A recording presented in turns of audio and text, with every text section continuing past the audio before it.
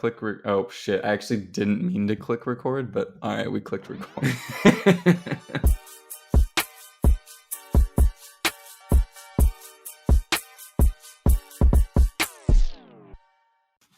Well, hello.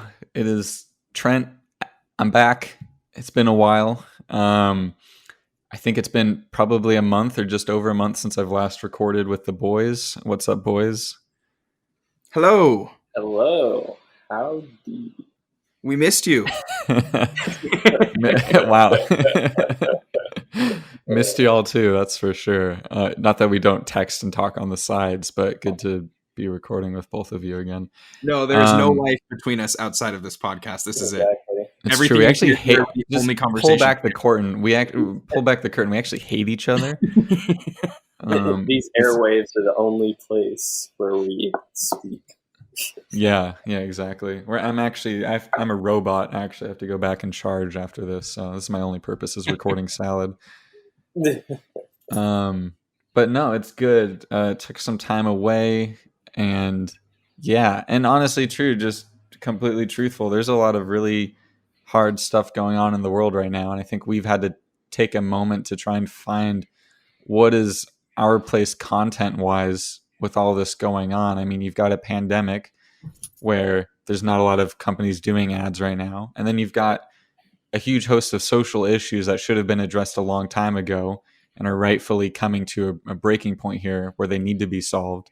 And I'm glad that conversations are happening around that. With that, it feels like advertising is not at all important in that conversation. So it's like, how can we use our platform? How can we create content right now? How can we try and give people a little bit of an escape to have some fun and listen to something among all the hard conversations and hard shit that's going on? And we're still trying to figure that out. I don't have that answer. So I think we're just kind of humbly coming here to try and give you some good content and continue to learn and listen right now and help as we can. So I don't know if you guys have anything you want to say about that too before we really get rolling into the conversation here, but any thoughts on that, Zach and Cole? Any thoughts on the 4th, how your holidays went? What's new? It's been a little bit since we've talked. Well, this is going to derail all of the important stuff you just said, and I don't want that to come across negatively. But in terms of my holiday weekend, I've already watched Hamilton on Disney Plus twice because it came out on Friday, and that has brought me into a very happy place because I love musicals, and I particularly love that musical, and I played it in the background while I cleaned my apartment yesterday. Nice. That's fantastic. I had actually meant to watch that yesterday. I remember thinking, oh my gosh, the perfect thing to watch, but I have something to do today now. So yes, you should, especially if you have not seen it. No, I haven't actually. I haven't, so I need to. Sorry, Trent, that totally threw off your whole open, and I apologize for that. And I will respond to that in a second. I'm going to let Cole finish talking. It's adjacent. It's adjacent, I feel like. I mean, well, I don't know if it's directly adjacent, but I think the balance is living in the nuance of the gray area and connecting in between different spaces. Which I was sober as I said that statement, just for the record. But honestly, to what you said, Trent, it's just the world is changing or going through just such a everything that's happening right now is going to be talked about in history years from now. You know what I mean? Yeah. And it's just, it is so difficult to figure out how to act right now. And in terms of this podcast and finding our place talking about advertising, you know what I mean? Where do we fit into that and everything? And it's just been,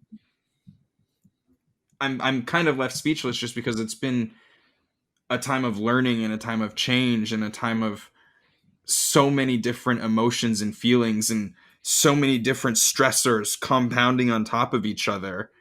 And it's been so tough, just personally trying to navigate everything and manage just the severe amount of stress that's coming from so many different sides. That's pretty candid, but that's where I'm at, and it's tough. And Mm-hmm. Oh, definitely. I feel like it's definitely been a moment. I mean, going from Zach and I's last episode and kind of the conversations we had there, I think that those things have kind of been resonating within us and within the culture, so to speak, within the culture of all of these different places and industries. And I think that the ripple effects of the protests that happen and the protests that are still happening are just like really show really how impactful and how big these moments are. And I think totally to your point, Zach, that these are things that are going to be talked about in the history books and stuff, and I think that's definitely could be the case. But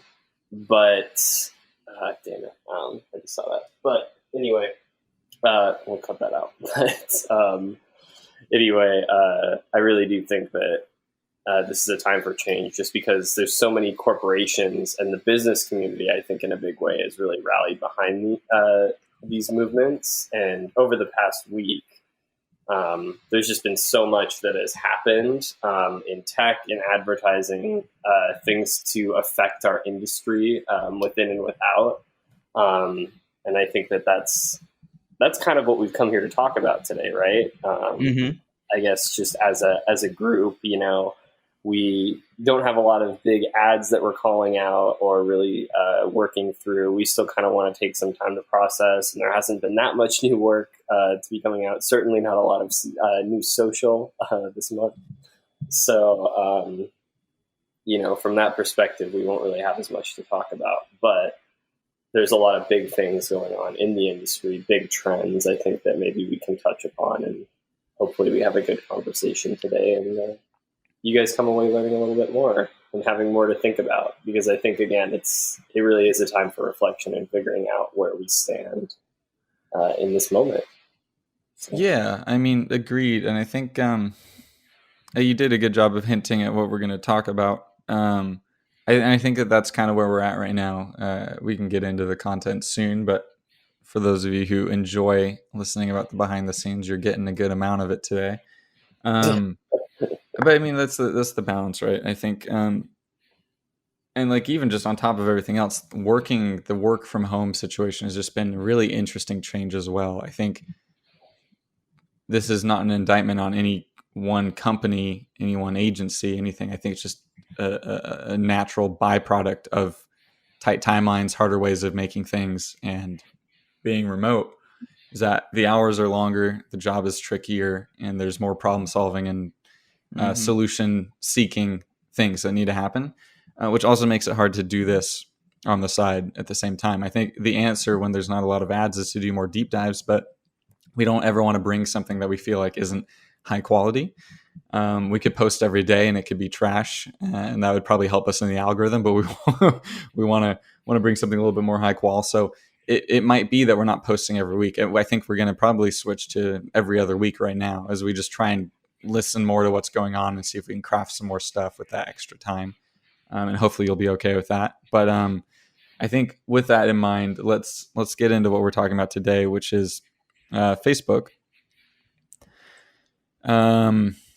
Started with the NAACP and their kind of campaign to stop hate for profit, which is calling out Facebook and, as a byproduct, Instagram's ways of policing hate speech and other racist and hate-inspiring language on the platform. You've got your grandma who's posting a cat meme, and you've got your friend who's posting a cat meme, and then there is the white nationalist neo-Nazi who is posting some pretty fucked up shit. And I think the balance is, how do we find out when that's getting posted? How do we find out when something that's inciting violence is getting posted? When is something that's just blatantly incorrect or blatantly racist being posted? And how does Facebook see that, tag it, and get it off the platform?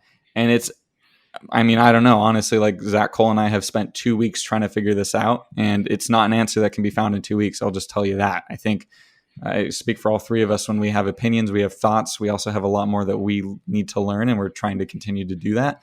So this is going to be a moving discussion and a moving target. But I think let's start by talking about the protest here and the boycott. So far, over 500 companies have done it. Started with companies like REI. Unilever stepped in and made it a really big thing. Coca-Cola's talked about it. Microsoft quietly stopped doing it. Verizon as another. But it's tricky because so far, at least, man, it's such a moving target too, even just the research. But as of a couple days ago, I think only 3 of the top 100 advertisers on Facebook had done it.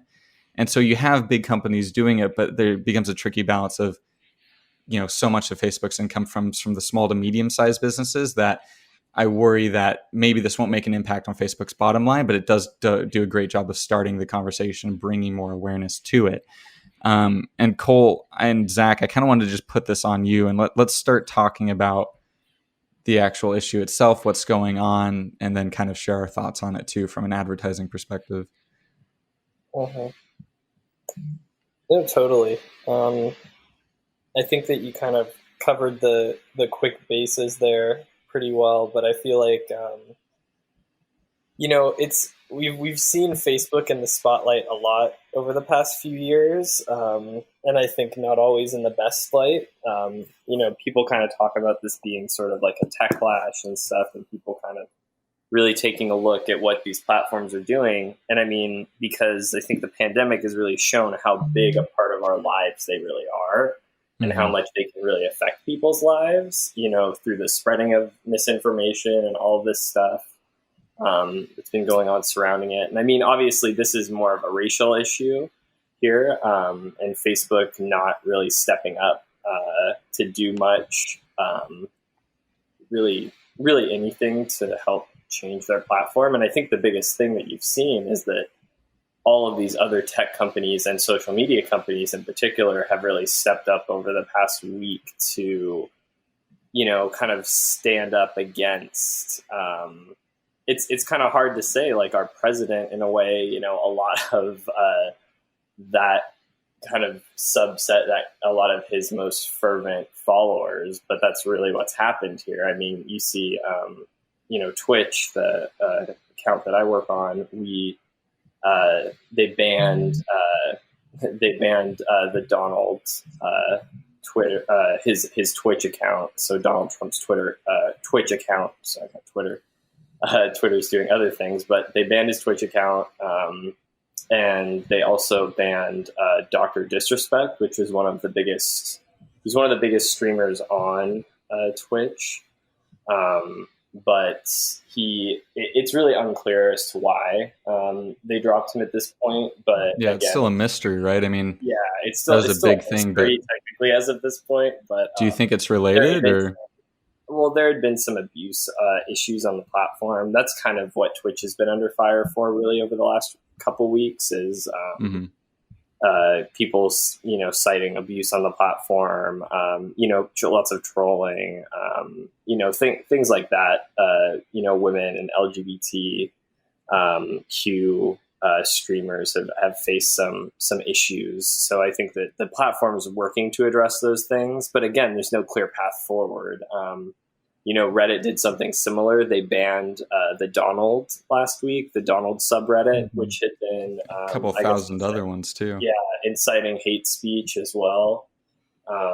And so, I mean, I feel like people are, taking a look around and seeing where these issues are happening. And if anything, we're starting to see change in these places. And I mean, I think the reason that on Facebook this feels so much bigger too is that, especially with this pandemic, we're spending so much more time on these platforms that they feel like they are speech, in so much more of a way than they ever were. That I feel like this is all having an impact. And also too, I just want to say, I feel like also the reason that all of this is happening right now, I don't know, you guys can weigh in on this too, is just because there's no live sports, I feel like so much of this is that people don't have anything to get distracted by. We're still talking about this in a way that normally I think we would have moved on. And in some ways the news media has moved on from the protests and whatnot, but without any kind of like live sports to distract people. There's still protests going on. There's still all of these things that are happening. Yeah, and I think And it's the movement has gained steam, I think, in a big way. Yeah, I think it's a good point you bring up. I think just to clarify too, because I understood what you said, but just to make it clear, not obviously the issues with Facebook and the protest of Facebook has arisen due to its relation to how it's handled a lot of racially sensitive issues and how they've handled them poorly. But a big reason why the conversation is continuing is because there's a lack of anything else in society right now to distract us, and fortunately has allowed us to collectively be able to have a strong sense of focus on this important issue, which is good. And I totally agree with you there. I think it is a question of how did we get here, to your point of like Facebook is a speech platform now, which is really interesting and something that I don't think is even really a good thing, that it's gotten to this point. I do want to wind back a little bit too and just give a little bit more context too on the NAACP's cause with this. As I realized I kind of got into it quickly, but if you go to stophateforprofit.org, you can learn more about it. Their initial response, there's initial statement, the participating businesses, their next steps, any updates, and how you can get involved too. And they've got 10 points relating to accountability, decency, and support on the platform. Everything from wanting to have someone in the C-suite dedicated to looking at diversity and how different ways of structuring the company, structuring the platform itself can help to not alienate people of minority backgrounds, some of which Facebook has already done. But I think the question becomes, how do you implement those policies? And that's kind of what groups in here is. Facebook has over 1 billion users. So suddenly, especially when, to your point, Cole, we're all stuck at home, we're all trolling social media right now, looking for something to do. We can only watch TikTok so much. We can only watch Netflix so much. So we're talking a lot more. And then when you have major events happening like a pandemic and social justice reform, you have people who want to talk about it. And so people can't talk in their own circles. So they're either tweeting about it or they're going to Facebook. I'd argue more people should pick up a phone and talk with a friend. But that's where the conversations are happening now. So you have 1 billion people on the platform. It's not like Facebook doesn't have the mechanics in place to try and look at this. But when you have over 1 billion people, I mean, if you think about it, even if Facebook with their like programmatic tagging misses like 1% of the stuff, that's like thousands of mistakes every day that show up if you assume everyone's posting at least one thing. So it kind of gets into such a mess that I think that's why it's hard to find an answer forward. I think, but it's something I kind of want to put forth back to you, Cole, and to you, Zach, too, of how do you think we got here and what do you think could be done? And talk a little bit more too about why advertisers would not be wanting to be involved on the platform. Aside from the fact that Facebook hasn't handled recent situations well, if you think about it, we had this conversation back in 2017 about brand safety, particularly with YouTube at the time when you had ads being shown up in front of ISIS videos. But even still, no one wants to have their ad show up next to a racist meme. It's just it's kind of a mess. There are fact-checking things that work. I mean, sometimes it'll show up and link something to Snopes, but if it doesn't use the right hashtag or algorithm, keywords that it's keying in on, it can miss it. I can see something about a World War Z video being spread on Twitter saying it's a protest and get the Snopes thing that no, in fact, that is false. And even the original tweeter said it was a joke, guys, how'd you buy this? But then I see something about a tweet about AOC saying that, the government needs to stay locked down until past November so that Trump loses because of the economy. And I can think to myself as someone who wants to think about things critically and say, that doesn't seem like something a politician would tweet. Let me look it up. And I can do an independent fact check and find that is a falsified image. But Facebook doesn't pick that one up. So it's kind of a mess of how do you, one, solve this behemoth of a platform, but two, how did we get here?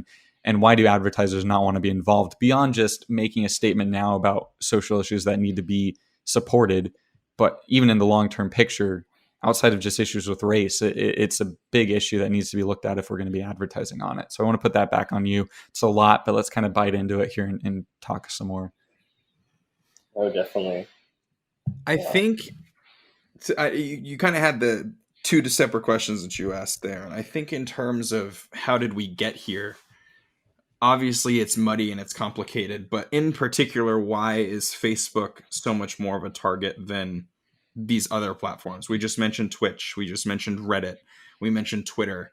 Why is Facebook the one that all the attention is on? One, because it's the biggest. That's the easy, simple answer as to why there's so much focus on Facebook. But two, predominantly has a lot to do with Mark Zuckerberg. Whereas we've seen Jack Dorsey, and I don't know the founders of all of these, so I'm not going to be able to name any others besides Jack Dorsey, who is the founder of Twitter. But as we've just spoken to, as you mentioned, Cole and Trent, these other platforms have been quite active in the past couple weeks, particularly in the past couple weeks as this has really ramped up, but have been quite active in trying to find new ways forward, trying to figure out what's the right approach that they need to take to curb this problem that obviously when we created these platforms, we didn't come up with the right safeguards. And now that there's billions of people around the world collectively using all of these different social media platforms, it's a really big issue that we need to figure out how to confront hate speech and confront misinformation and confront all of the issues that we're feeling and facing on these platforms moving forward. Whereas the majority of those people have at least admitted to their mistakes or tried to find ways to go forward, Zuckerberg has taken a different approach. He has always stood by the notion that Facebook itself should not be the one to regulate some of this stuff, at least as severely as other people have said it. I know we still have, like you mentioned, Trent, before we started talking through this, when you were looking up their actual policies, like they have a lot of policies in place to stop some of these things. But even on a larger level, when we're getting into these more powerful people like the president, where we've got some groups and for instance, like Twitter has been starting to label some of the president's things, and we know the president loves Twitter. He's gotten very mad at that happening.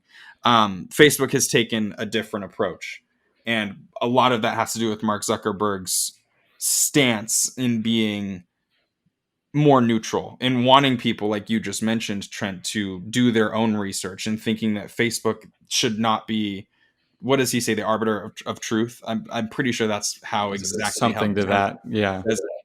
But just there's been so much attention on him because he has taken this different approach to it. And I don't think I necessarily like that approach as much. It's such a fine line. Because I don't want to say that everything he's saying has no merit, because I see why you wouldn't want a company as powerful as Facebook to also be the company that's regulating our speech. But they have to be doing something for that exact same reason. Like, that's a double-edged sword, because they are one of the very few people on planet Earth that has the power to do something about it. So that's why you have this sort of conundrum here, where on one hand, you've got the leader of the company saying, I don't want to get involved in this because we're so powerful and we shouldn't be the ones to tell you what is true and what is not true. And on the other hand, they're one of the very few people, companies, organizations, groups on Earth that has the ability to make a real difference, especially in light of the fact that so many people are on the platform and so many people go to it for information. And we know that now. They need to step up in that regard to make sure that this sort of stuff isn't getting spread, because that's where people are. And they're one of the only organizations that has the power to do something about it. Yeah, exactly. It's tricky too, because it's you. I mean, you started hinting at it, but if you have a company that has this platform for speech, and then they're the ones that are patrolling it, then it becomes tricky too, because on one side it makes perfect sense that the company that has it should be the one that's supervising it, but then that's when you have people start feeling like there are shadow bans, and you have people that are thinking it biases against one group or another, and you have people losing faith in that platform. So from the business's perspective, that is a really tricky spot to be in, and that's kind of what you already have happening. I mean, both Republicans and Democrats have taken Facebook and other social media platforms to Congress to testify against bias in its platforms, and they focus on the political aspects, not even just racial bias too, which has happened, and Facebook has dealt with issues. But it's tricky, and I think too, part of it is a little bit of a look in the mirror for the country too, of like, we have so many big tech monopolies right now. It's like when you let a company like Facebook, which is supposed to be a platform for just sharing memes and updates, and you let them acquire all these other big businesses and become so involved in the fabric of our society at this point, suddenly every issue on the platform feels like a crisis, because it is integrated in so many different ways with the country and society as itself, which makes it tricky. Cole, I know I heard you talking there, so I want to pass it back to you. Oh no, totally. It's I think there's kind of two ways to look at it. Since I like, to your point, Trent, like the actual task, that Facebook and other platforms, need to be doing, or, say they're doing or should be doing, kind of the act of content moderation, I think, is a big part of this, and like, to be frank, I feel like really these companies just don't want to make the investment to really build that out in a big way, where it would be effective. Because, even when you think about a company like Facebook, that they operate in so many different, pretty much every country around the world has Facebook, besides, China and a few other places. But like, pretty much, Facebook is like so many people in the world's portal to the internet that, and they really don't spend enough on doing content moderation. And the people that do have to do content moderation, it's like almost like a traumatizing sort of event. I mean, you're watching literally thousands of videos of people, doing horrible things, committing suicide, all of these things that, we don't want to be seeing in our feeds every day, but is out there. I forget where it was, but to your point, there was an article that came out, I think it was related to YouTube back 2017, 2016 era, that was like literally talking about, maybe it was Facebook, the people that are manually reviewing that. Mm-hmm. And it's sad, man, the mental health issues among them, just of what they have to deal with. It's tough. Well, exactly. And it's even from that perspective, because they tried to build AIs and things to be able to catch these, and they can do some of the work. But admittedly, right now, they're doing most of the work. And so I think it's just really hard for Facebook and companies like that to keep up. And so, like, we even talk about whether or not this is something that can be done. But I think it's clearly something that needs to be done better.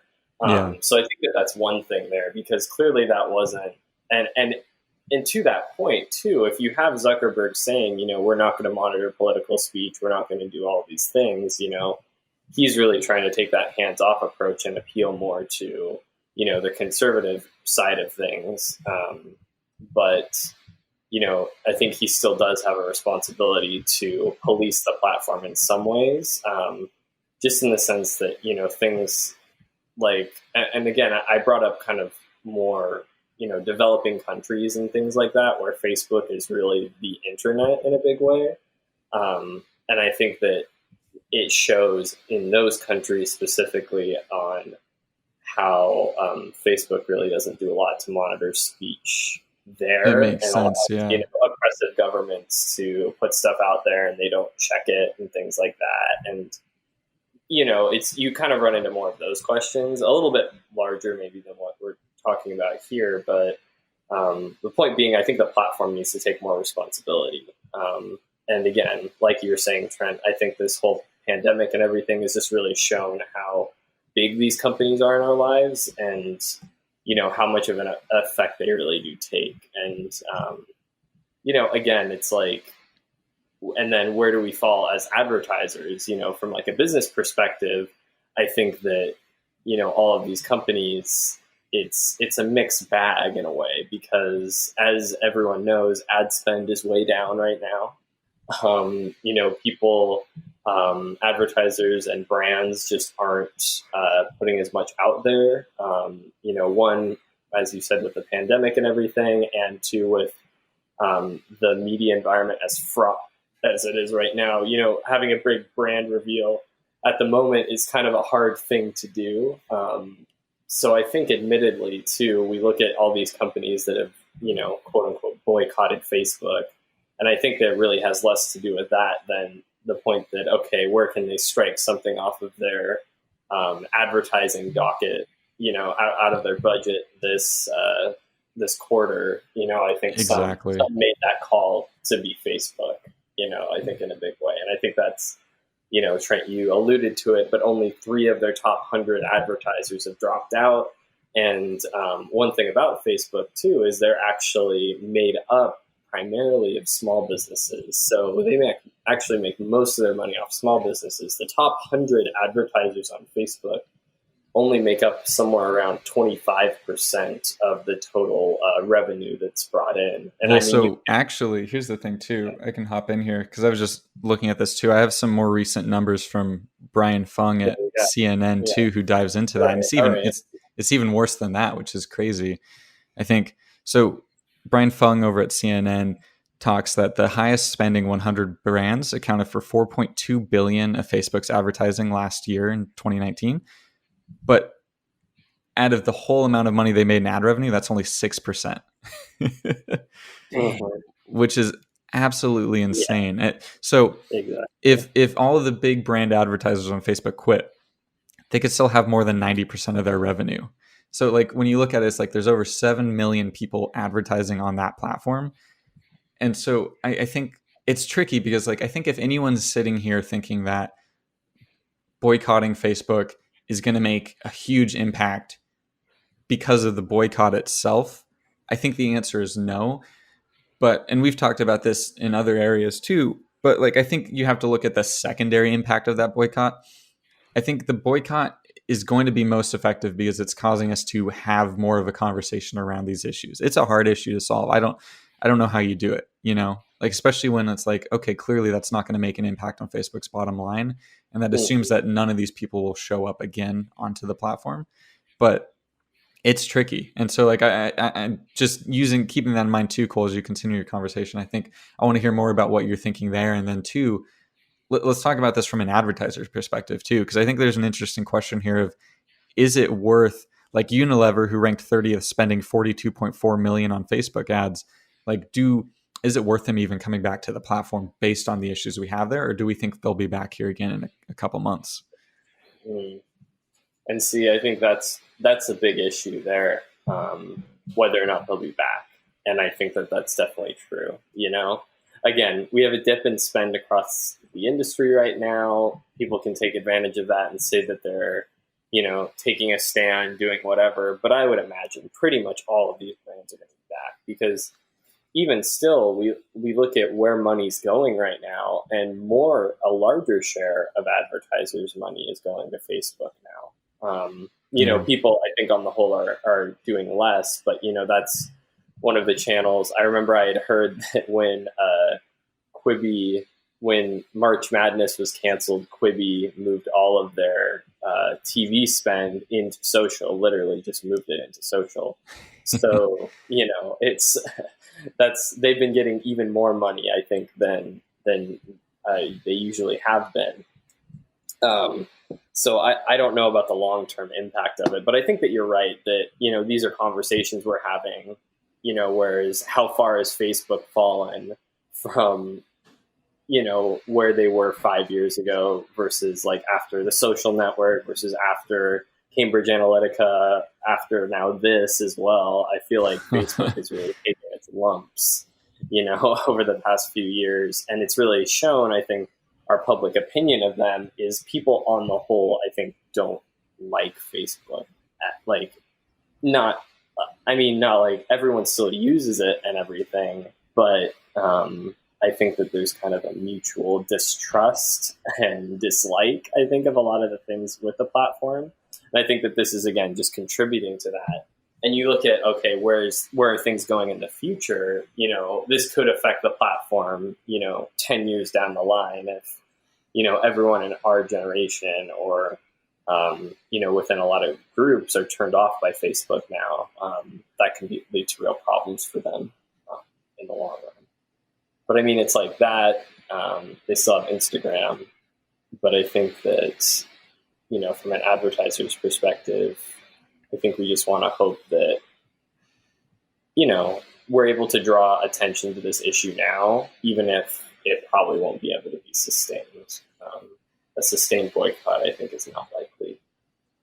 Yeah, I mean, and that's the thing is like, if you want to even talk about it long term, I mean, I will just be honest. Like I fully support the boycott. I support the movement. I support the ideas behind it.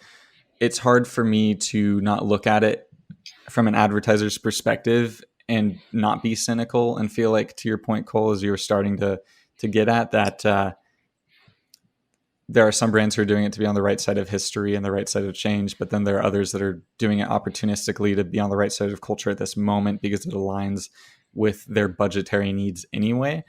And I don't know, it's just hard to imagine that everyone's in it for the right reasons. And I think too, like, that said, I understand why brands wouldn't want to be on it in the first place. We've kind of gotten to this point here where you have, if you look at like what advertising used to be, and Cole, from a media perspective, you probably have more info of this on me, so feel free to chime in. But you had TV, which was the be all end all.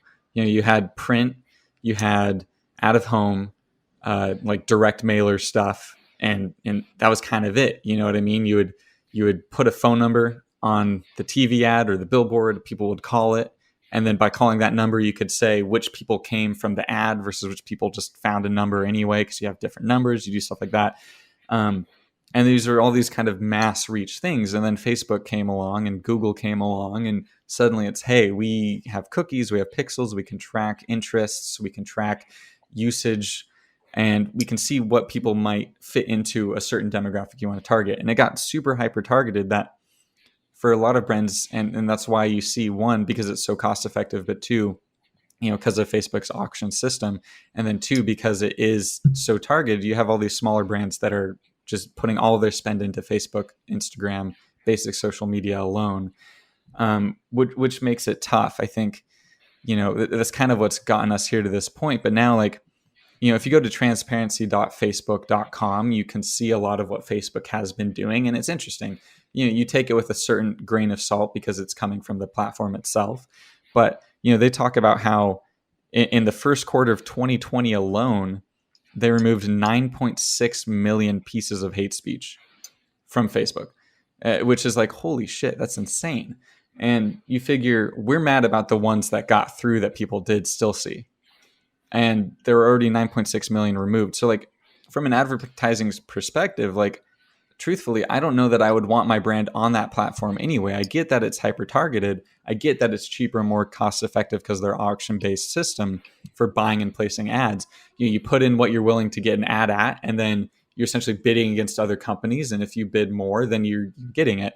And it's tricky because, like, I honestly, like, there's always going to be like articles that are shared. That's why it's like, if you're looking at doing like a takeover platform, like say I want to put something like an ad takeover for display on like the Wall Street Journal, I generally know what types of articles are going to be put on the Wall Street Journal front page. So as long as my brand is comfortable with being around those general types of articles, I'll put those ads there. If I put the ad on Facebook or Instagram, I don't know what's going to show up with. I think even back to when everyone was posting the black square a couple weeks ago on Instagram, dude, every brand that was advertising alongside of that showed up clear as day among all the black squares. And I was like, it's kind of a bad look for you to be advertising your platform. It looks like you're kind of taking advantage of this situation, even if it's not the intent of those brands. So my question, Cole, is like, what are, you know, I've hinted at some of the benefits, and Zach, I've hinted at some of the benefits, but like, personally, just as a brand person thinking from brand safety, I don't even think it's worth being on these platforms right now, with that in mind. So that's where I'm curious of, like, obviously some will come back. It's a great way to reach people, but should we be looking at other ways and mediums as advertisers that we can help brands break through? It's hard because we can't do in-person events. Out of home doesn't really have a purpose right now, except for the places that are somewhat reopened. It's tricky, but it's just the question to have of, like, is this even where we want to be dedicating like 40 to 60% of spend? I think that's just the hard question. I think that what brands have always done is they've always just prioritized targeting. And I think that, you know, that's been a price that, you know, they've been willing to pay, I think, in a lot of ways. You know, and you talk about, okay, yeah, is this, you know, okay, do I really not want to have my ad here because I'm worried it's going to be, you know, close to hate speech or close to some sort of article that's really, you know, really abrasive, or, you know, some really other terrible ad or video. And I think that that's something that a lot of brands do worry about.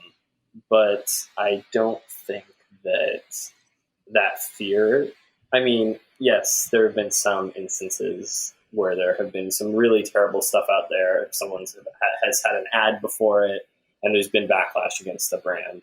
But as you said, I mean, Facebook is catching 9.6 million pieces of content there still. And I mean, for the most part, your ads are probably going to be showing next to things. You don't know exactly what it's going to be, but they are, I think that most brands are still willing to take the risk there, especially with something like Facebook, where it's like, okay, there were questions about like YouTube, I know, for a long time.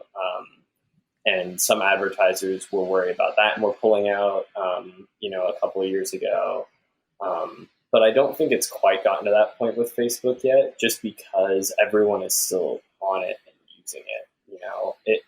That's kind of the thing with Facebook, is that they have the scale. 2.8, 2.7 billion people use the platform, and so I mean, it just allows them to have so much more advanced targeting and ad solutions than any other social media company. I know, just working from the more media perspective, from the buying perspective, okay, how are we going to build this campaign? Facebook has a lot of really good tools to do that, more than any other social media site. And their targeting is just better too. And so that's why people use it. And I think that people will continue to use it just because of that scale. That's kind of, again, the unfortunate thing about it is, if there's still this many people on the platform, people are still going to want to use it. But I think that there's a lot of other options for advertisers. And I think that it gives us all an opportunity to think through things a little bit more. And I think that you're right, Trent, in the sense that, brands and advertisers that want to be kind of maybe on more of the right side of things here, or maybe even just thinking a little bit through your media strategy a little bit more too. And like, how can I really make the best use of these dollars? And maybe it's finding more targeted approaches in moving off of Facebook. I know, and again, it's another sort of problematic partner in some ways, but Reddit is one where we've seen a lot of success recently with that platform, and I think that there are a lot of other ways that you can use sites and programmatic in ways that mirrors more of the things that you're able to do on social, but still for the cost effectiveness that you're able to get with Facebook and whatnot, it's still just really hard to beat, that's kind of, the thing. It's like, not choosing to use Google, that's a big move, and that limits who you're going to be able to reach. And unfortunately, Facebook is kind of a similar thing, just because, too, they have Instagram. And, in other markets, they have WhatsApp and Messenger. Messenger ads are a big thing as well.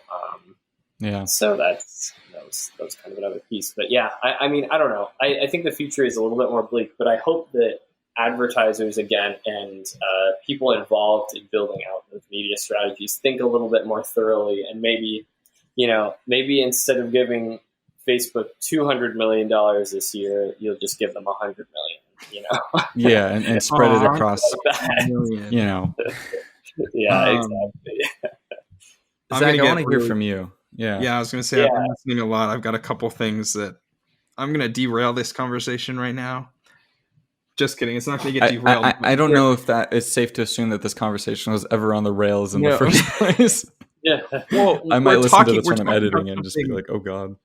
I mean, this is, when I listen to the discussion you guys are just having for the past couple of minutes, a few things come up, but predominantly the connection that I'm making, or the thing that we're talking about, is bigger than advertising. We're talking inherently about capitalism.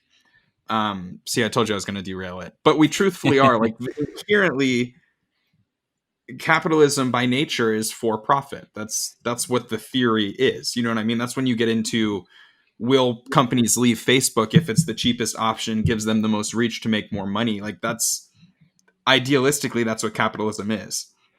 And we're, especially in America, a pretty capitalistic society. And that's what we're challenging here. That's why this is such a difficult issue, and that's why it's hard for you to say it. That's why we're so many brands will not take that leap. They will not sacrifice their profits in order to make change. That's inherently not what capitalism is, and that's the biggest flaw of capitalism. You know what I mean? Is that profit trumps everything else. That's always been the moral dilemma, and Yeah, it's we very live much in a the Milton society. Friedman approach. Yeah, we live in a society now where some brands, especially the ones that are super powerful at the top, have enough capital to start to redirect those funds. They have enough wealth. They've accumulated enough power on their platforms, money in their bank accounts to actually use it for something other than profit, to actually do something to make the world a more equalized place. And it just comes down to if that will actually be what people do. And you Mm-hmm. talk again about the top 100 advertisers only accounting for 6% of Facebook's profit each year, or revenue each year. And that's disturbing, because those 100 companies are the ones that have the monetary backing to do this, to make exactly. this boycott happen. You know what I mean? And so when you're looking at it from that standpoint, and we've got a pandemic going on, and we've got small businesses that are struggling, and they need to find the cheapest way to reach the most people effectively in order to keep their doors open, they're not going to sacrifice their business to do that. And if that's where 92%, 93% of revenue is coming from for Facebook, that is relatively solid, you know? And so then it becomes more of a question of, okay, we've got 6%, 7% of these top 100 advertisers who can use their money for good, but that's not necessarily enough from just a monetary standpoint. So then it starts to get into what sort of power from a brand standpoint do these large players have? And this is sort of what we talked about last week when we originally were having this discussion, guys, is like, monetarily, it's not going to hurt Facebook that much, most likely. But the brands that are standing up against them do have a lot of power, do have large platforms and influence in society. And if we can continuously see them allocate funds elsewhere, I'm sure the public will start to understand their process, and we need that. It's super important that we start to see companies, if we really want to get better, we need to start seeing companies use some of that wealth for good, because if that doesn't happen, nothing is going to change. The problem with that is that capitalism by nature does not allow for that to happen. It's not supposed to. That goes against the grain of what the system is designed to do. So I agree with you. I have 2 points I want to kind of bring up that go off of that. I think the first one, another thing that capitalism dictates or assumes too, is competition. And I think that that's one of the biggest issues here. Is I don't know that I can actually sit here and say that, I can talk all day long about how a combination of TV and social is better for long-term brand building and perception building as opposed to just using one or the other. But I can't sit here and say that Facebook has a real competitor right now. Maybe Google, but I think we're all more attuned to social media ads as opposed to seeing a link, you know what I mean, through or a display banner, because they're a little bit, we've tuned them out more, so I don't necessarily know that there is a competitor of Facebook right now, which also hurts the situation. I think it'll be interesting to see what happens with some of the conversations happening in Washington right now around big tech monopolies and how that looks if they're broken up. Antitrust. Yeah, exactly. And the second piece of that is one that I totally forgot. So I'm a bow out for a second. Well, that does bring up just that first point, though, brings up antitrust laws, and we're starting to get to the point where these companies are getting so big that they might get broken up, and that'll potentially, depending on how it happens, actually make a difference. Stock. And you want to hope too. I think. You look at companies like Big Tobacco or other things like that, and of course, tobacco is obviously super powerful within the country, and still makes a fuck ton of money. But that business model was made less profitable because people were alerted to the dangers of smoking, things like that, and people just started smoking less. And you just have to figure that I think that the way that capitalism still works in a way that, as you know, as you're saying, Zach, that in the end, it's to make a profit, to compete with one another. Making a profit, if it behooves the company to support these movements, if we as consumers speak up and saying that this is what we want. And I mean, again, I think that really what's happening with this whole social movement is we've hit a critical mass here where it hurts brands more to not support these movements than to stand idly by, and maybe there's the whole thing of like the silent majority that, we don't really know what's going on here. But I think at the same time, the reason that brands are reacting to this is because they're seeing data that's showing them that we they're forget consuming. that they have millions of billions of dollars they invest every year to learn more about consumers, more than we even know. Exactly. Yeah. And that's like, I think we even going back to the Nike Colin Kaepernick ad, that was a decision that they made as a company saying that, okay, you look at the people who buy our shoes, the people that don't buy our shoes, what are their leanings? How do they feel? Where do they live? How old are they? And we can take this risk here, and I think that a lot of brands now, they're taking a harder look and maybe alienating more people. Again, maybe not the best example, but, the thing that Bezos posted a couple weeks ago where there was some Amazon shopper that was angry about them putting Black Lives Matter banners on the site. And, he said, this is not the customer that we want at our company. More people are comfortable saying that. I think the question just becomes then how much of it is performative, and then which companies are really, though, leading the way and making a difference here. I think is really where we start to go with it. But kind of going back to the capitalism point, like to your point, Zach, I think that capitalism is inherently designed to make profit, and that's not going to change in the end what these companies are going to want to do. We just, as consumers and as like citizens, I think we just stand up and say, okay, these are the values that we will and won't stand for in terms of, how you do business. And we have to kind of hold them, I think, to the social contract because, again, in our capitalist society, money talks. And so we have to make those decisions. Not necessarily our government's going to step in. Yeah. That's the weird thing we're in now where, for better or worse, the brands are our politicians. They are our monetarily elected representatives because they are the ones that have all of the money and influence to be able to enact some of these changes or bring voice to some of these changes. It's like any protest is not about the individual themselves enacting the change. It's about drawing enough attention to an issue to get people who have the ability to make change aware and involved. And it's a weird thing that we've led ourselves into. I remembered the second point. I'm just going to drop it in here really quick for discussion, but we talked about before we started recording about the fact that Netflix has taken $100 million of its money and put it into Black-owned banks, which is awesome because then you have that money going to, well, generally they're more willing to give money to minorities, especially those from the Black community, which is awesome because you're getting a little bit more of a wealth disparity there, or wealth, not disparity.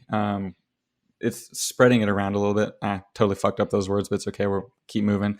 But in the same way, like when you have a company that's only putting spend on Facebook, well, you're only funding that one thing. And I think it does require us to look at, in a similar way, just as we should be doing our research to learn more about businesses and talent and people that come from different backgrounds than the one we're aware of, which for me as a white person is generally white people.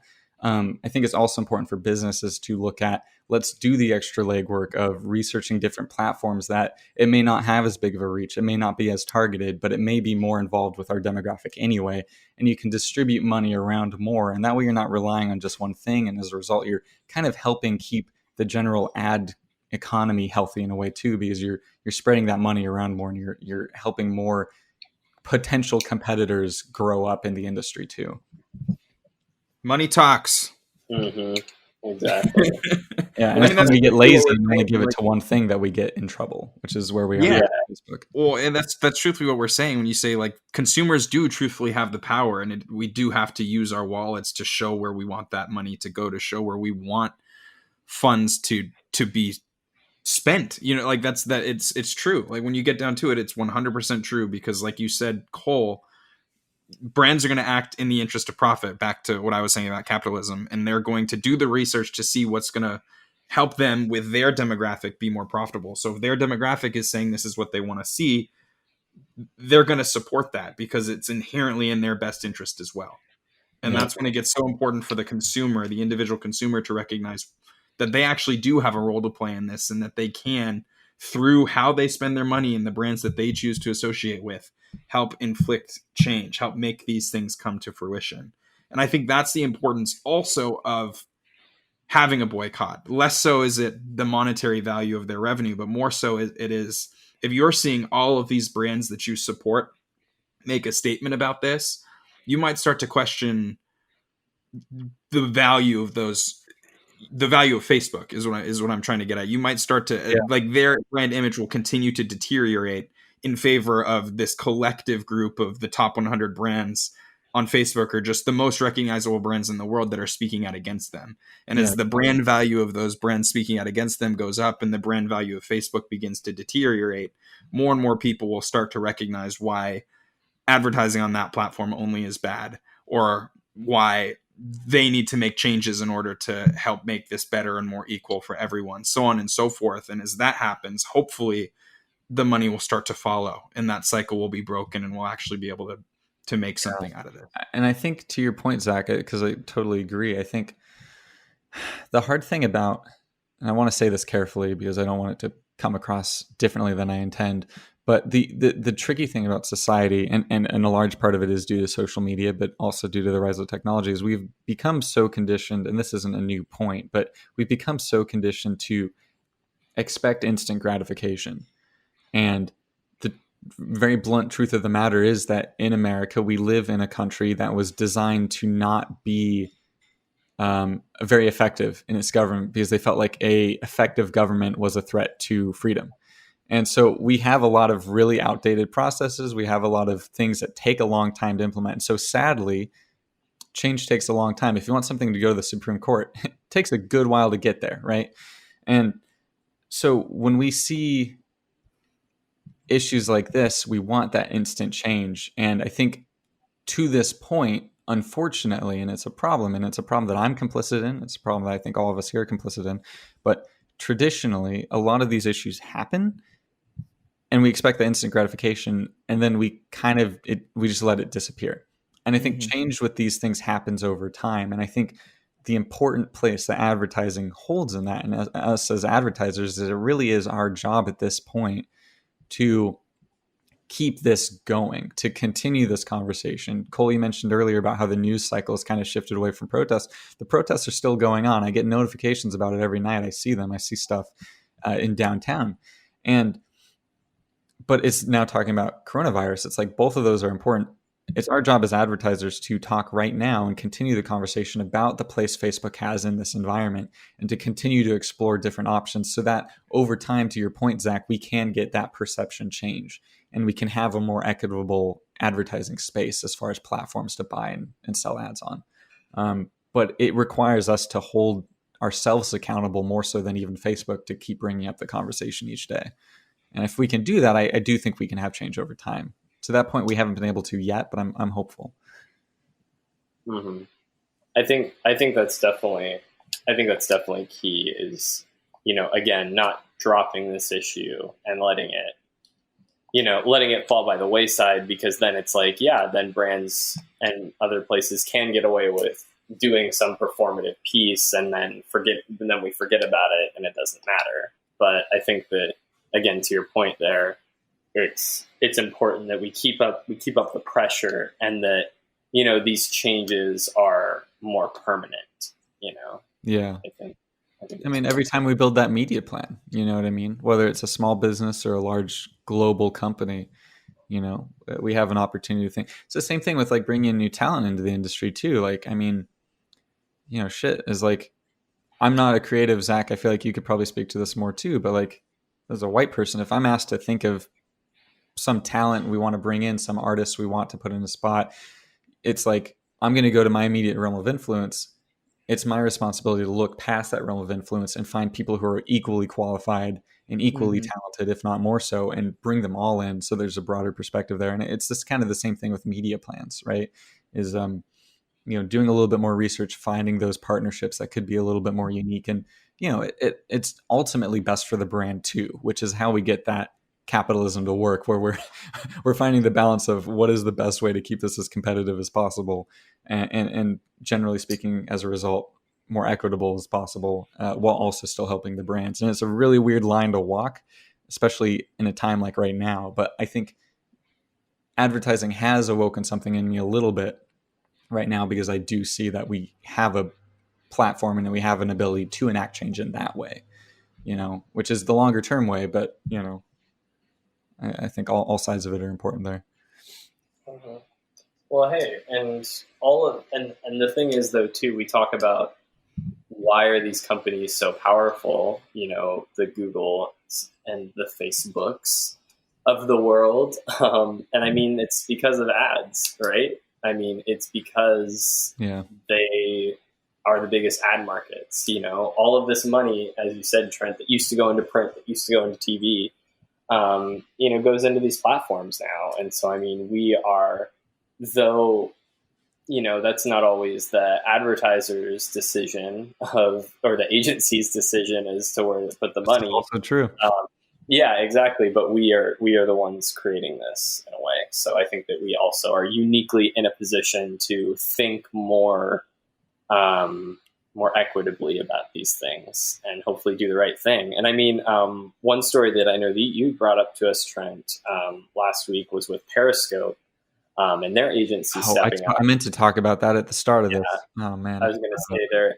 Yeah, that was a great story, and obviously too, talking about Netflix stepping up and doing the right thing there.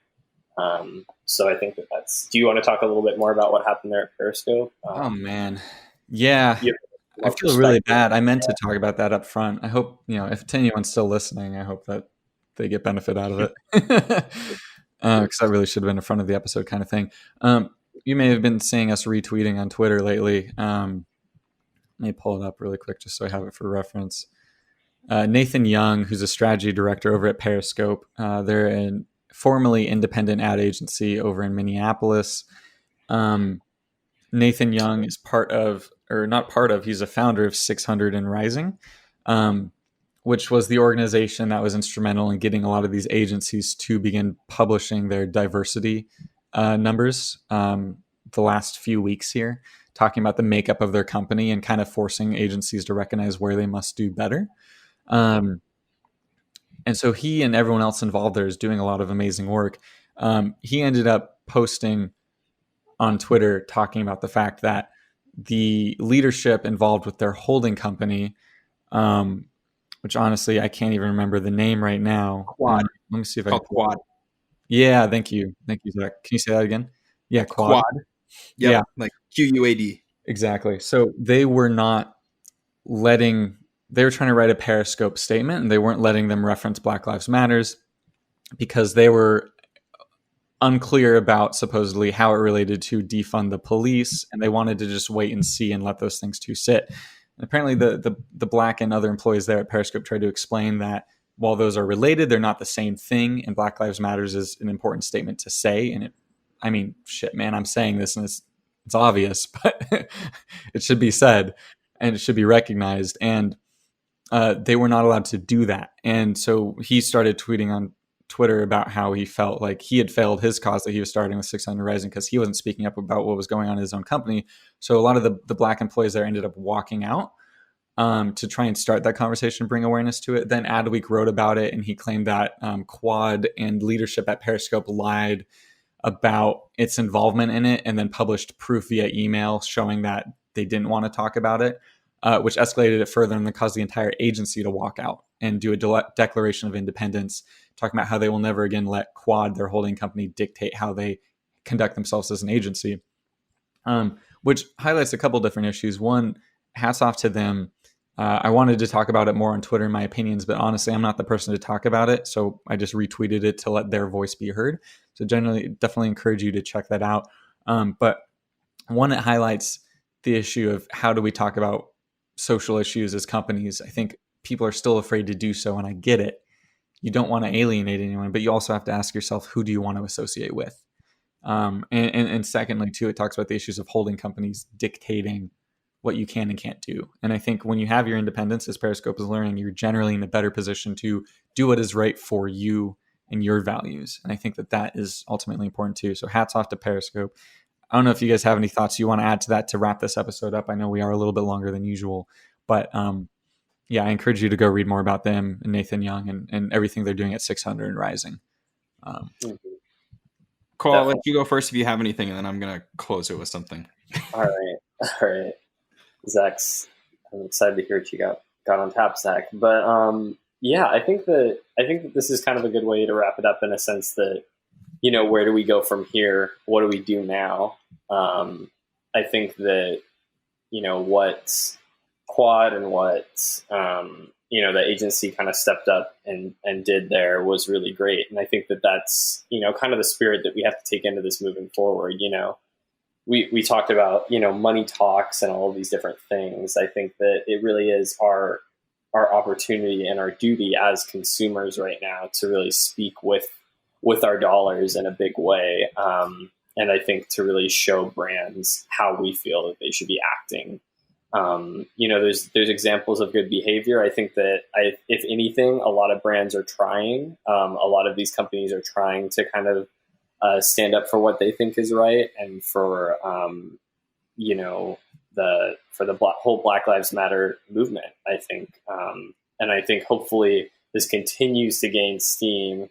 And again, that we're seeing headlines for this long after this month and next, because I think that's where the real change is going to happen. And I think the real change too is going to happen in November as well. So hopefully, all of these pushes kind of move more people to vote and take action. Yeah, I think that's really what's key to all of this. Yeah, But I Zach, guess I will say there too, really quick. I don't care who you yeah, vote for, just please vote. yeah, no matter what side you're, just vote. Just everybody, just vote. There's if we want to talk about the fact that there are so many issues in this country, no one has a right to talk about them unless they are exercising their fucking given right to vote that people have died over throughout history so long. You can talk about how it doesn't matter, but really you're choosing to let it not matter because you're choosing to not take part in the system we have. There are issues with it, it is flawed, but please go out and vote, because you can protest all you want, but it needs to be, just like I talked about Facebook, or just advertising is better effective for brand building when you pair TV and Facebook. Democracy and democratic republics are better when you pair voting with social action, to bring awareness to issues and then to encourage people to go out and vote on those issues. So please combine the two. And then Zach, go ahead. Well, you guys both just kind of took half the shit I was going to say, but I wanted We've been to. doing this together too long. Yeah, like you kind of took it, but I'm going to reiterate because it's a very important point, and I'm going to start going back to Periscope and something that they had said in that Declaration of Independence that they sort of wrote for I think that's what we're calling it, but they said, as an agency, we have prided ourselves on our fierce independence. Since our acquisition, we have lost that independence. Today, we are reclaiming it. That was written in the letter that they sent onward to Quad before everyone started walking out. And I think the important part of what's important to note here is that it worked. They walked out, Quad apologized. Now the two sides are talking through how they can be better. So this stuff works. To all of the points we just mentioned, using your money to inflict the change you want to see works. Voting works. Protesting works. Walking out for what you believe in works. And we do have power as individual consumers to make a difference. You just have to be able to be consistently using it to see what changes you want to see happen. And so I want to leave everyone with that. That was kind of going to be my last thing. you brought up the voting thing. I was going to say that if it didn't get brought up, but you guys did a great job of covering that too. But just these things do work. They do make change, and that you do have the power to make a difference as long as you keep up persistently doing it and persistently speaking up and standing up and spending for what you believe in. Yeah. We live in a country that only goes as far as the people can take it. And that means it's very hard sometimes, you know. There's a lot of stuff that still needs to be changed. It's hard. But I think what is encouraging to me is to see so many people starting to eloquently stand up and speak their mind and speak what they believe in. And I think, you know, it's our job to listen and our job to learn and to contribute where we can and to continue the conversation. We're not always going to agree with each other. Zach Cole and I do not always agree. Like I said at the beginning, we hate each other, actually. Never talk outside of the show. Only joking. But I think it's important to continue these conversations. So I hope you enjoyed this longer episode. This is probably what it's going to be for a bit. Some more of these conversations. We'll try and bring back bite-sized takes when we can, when we see stuff that we think is worth talking about and highlighting.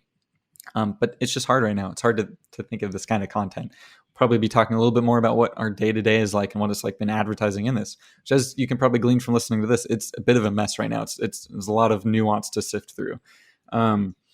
But we hope that you learned something from this. And if you disagree with us, or if you have opinions that you want to share with us too, talk to us on Twitter, talk to us on Instagram. We're here. Yeah, I don't know. That's all I have. So I'll see you back here in probably about 2 weeks, if that sounds good with all of you. But yeah, anything else you guys want to say before we close out? Nope. All right. Nicole, hit us away with that. You know what kind of week? Have an fantastic and thoughtful, let's say thoughtful week. There you go. All right. All right. Cue the music.